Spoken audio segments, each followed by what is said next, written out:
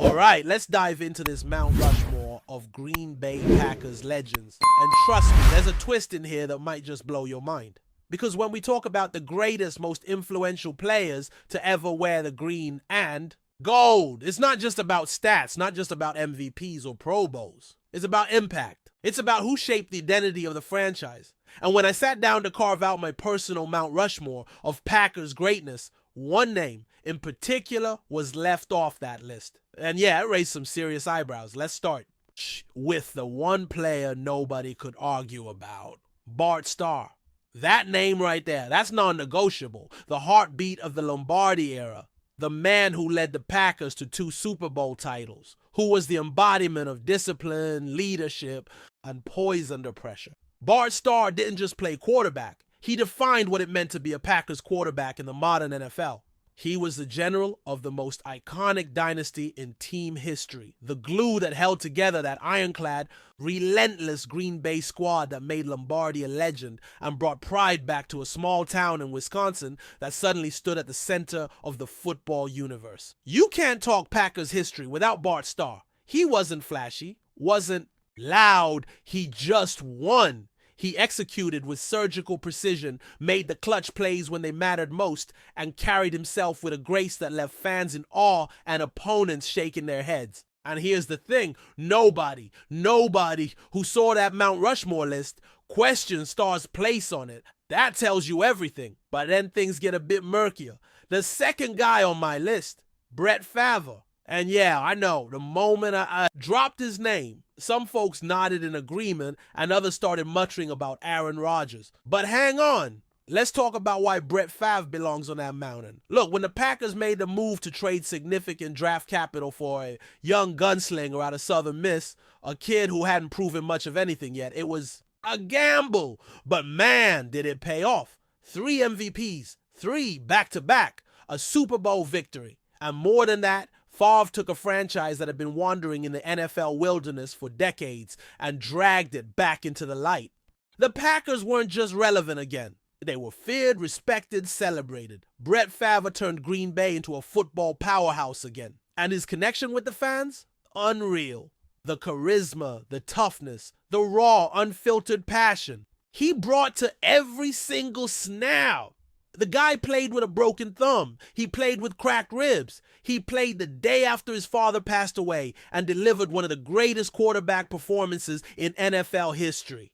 He didn't just play football, he lived it. And Packer Nation lived it right alongside him. Now, yes, there was drama. The retirement, unretirements, the exit, the purple jersey. We all remember that. But don't forget, Brett wanted to stay in Green Bay. The team moved on, not him. And even after all that, even with the hurt feelings and the awkward send-off, Packers fans couldn't let go. You still see number 4 jerseys all over Wisconsin, and not just green ones.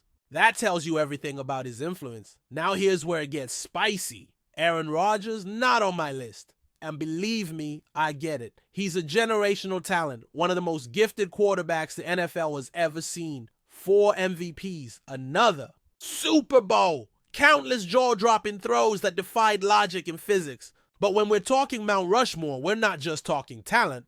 We're talking significance, cultural impact, legacy. Rodgers inherited the platform Brett Favre rebuilt. He carried it forward, no doubt. But did he revolutionize the franchise? Did he change what it meant to be a Packer like Starr or Favre did? That's debatable. And let's be honest, some of the recent headlines, the cryptic interviews, the flirtations with other teams, they created a distance. For many fans, the emotional connection that was once there began to fade. And Rodgers eventually made a choice. He chose to leave Green Bay. That matters, meanwhile. Brett Favre got people who bled green and gold to put on purple jerseys. That's not just about football. That's about emotion, identity, belonging. Brett connected with the culture of the Packers on a level that's almost impossible to replicate. For all of Rodgers' brilliance, and make no mistake, he was brilliant, he didn't move hearts the way Favre did. He carried the torch, but he didn't light it. My third spot, Reggie White. And let me tell you right now, if you don't have Reggie on your Packers Mount Rushmore, I don't know what to tell you. This man changed everything.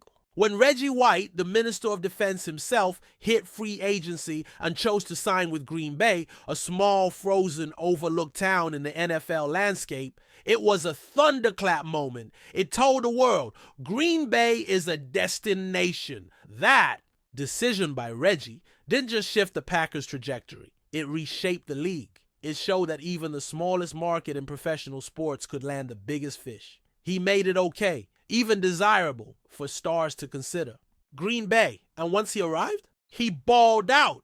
Defensive Player of the Year, All-Pro, still a monster well into his 30s. That Super Bowl win, Reggie White was dominant, a force of nature. And more than that, he brought leadership, experience, and a whole lot of heart to that locker room. And here's a little known fact that hits hard. Reggie White didn't have to come to Green Bay. He chose it. Said God told him to sign there. And that choice, that transformed the franchise. Now you might be thinking, okay, that's 3. What about the 4th? This is where I cheat a little, because I didn't give that spot to Don Hutson, even though he revolutionized the wide receiver position. Didn't give it to Rodgers, as we talked about. I gave it to Curly Lambeau. Yeah, I know. Lambeau isn't talked about as a player the same way others are. But let's not forget, he was a player. More importantly, he founded a freaking team. Without Curly Lambeau, there is no Green Bay. Packers, period. He was there at the very beginning. Raised money, built the roster, coached, played, created a team culture. And though he once considered moving the team to Milwaukee, he ultimately recognized the magic that lived in Green Bay, in its fans, in its history, in its soul. That stadium, it bears his name for a reason. Without Lambeau, everything that came after, Lombardi, Star, Favre, Rodgers, none of it happens. And yeah, I'm bending the rules a little putting him in there. Strictly as a player, you could argue there are better choices. But his overall impact, unequaled. He's the original architect, the man who turned a dream into a dynasty. If anyone deserves to be immortalized in the granite of Packers history, it's Curly Lambeau. So that's my 4. Bart Starr, Brett Favre, Reggie White, and Curly Lambeau. And I know, some of you are already furiously typing replies. Where's Rodgers? Where's Don Hutson? And look, I respect that. Don Hutson changed the game. Aaron Rodgers dominated a decade. But my Mount Rushmore? It's about more than just what you did on the field. It's about what you meant to the team, to the fans, to the culture. And honestly, if we're talking emotional connection, if we're talking foundational pillars, I stand by my 4. Now, of course, the beauty of this whole Mount Rushmore exercise is that it sparks debate. Everyone's list is going to be a little different, shaped by when you grew up, who you watched, and what you value most in a football player. Are you about stats, leadership, championships, emotional legacy? It all matters, and it all counts. But for me, those 4 carved the path. They laid the groundwork, they changed the narrative, and they did it in a way that went far beyond the box score. Green Bay isn't just another NFL team. It's a symbol. It's a standard. And those 4 guys, they built it. We've got to talk about a major contract issue that's got the Packers and the rest of the league scratching their heads. One of Green Bay's most intriguing second-round picks still hasn't signed. And it's not just about money. It's about precedent. And what's happening right now could shake up how rookie contracts work for years to come. Because while the Packers' legacy is carved in stone, their future is being written right now. And that future has hit a bit of a roadblock. We're just days away from training camp, and one name that should be suiting up with the rest of the team still hasn't put pen to paper. Anthony Belton. That's right. The second-round pick, one of the guys who could quietly become a key part of this roster down the line, is still unsigned. And while that might not sound like a huge deal at first glance, what's going on here is part of something much bigger. This isn't just about Anthony Belton. It's about a movement. It's about a changing tide in how rookie contracts are negotiated. Because over the past few weeks, we've seen something that could totally reshape how NFL teams and players handle second-round contracts. And it all started when the Houston Texans made a bold precedent-setting move. They gave Jaden Higgins, the 34th overall pick in the draft, a fully guaranteed contract. And not just partially guaranteed like we've seen in the past. No, this was fully guaranteed. 4 years, all of it locked in. But before we continue, don't forget to subscribe to our channel and hit the like button on this video. Your support helps us keep bringing you the latest updates on the Green Bay Packers. And don't forget to share your thoughts on the news in the comments below. In what could become one of the most jaw-dropping moves of the NFL offseason, the Green Bay Packers are reportedly in advanced talks to acquire none other than TJ Watt.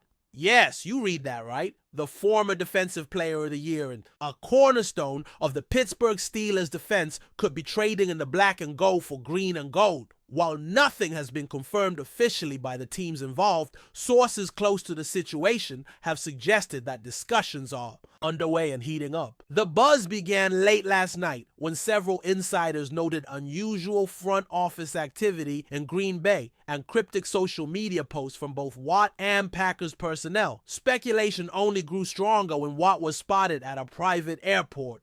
In Wisconsin earlier this week, could the Packers really pull this off?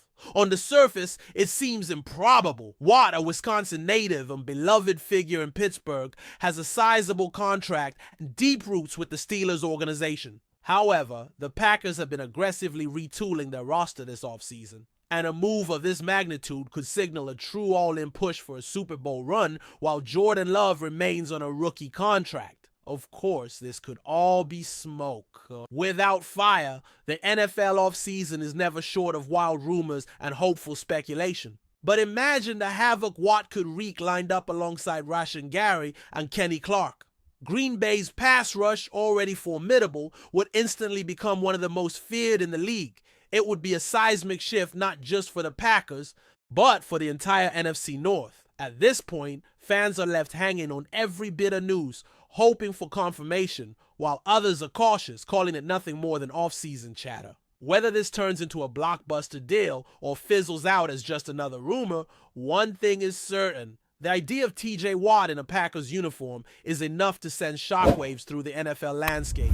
Stay tuned. That's it for this update. If you enjoyed the video and want to keep receiving exclusive news about the Green Bay Packers, please subscribe to our channel and give this video a like. We always look forward to hearing your comments and opinions. See you in the next video.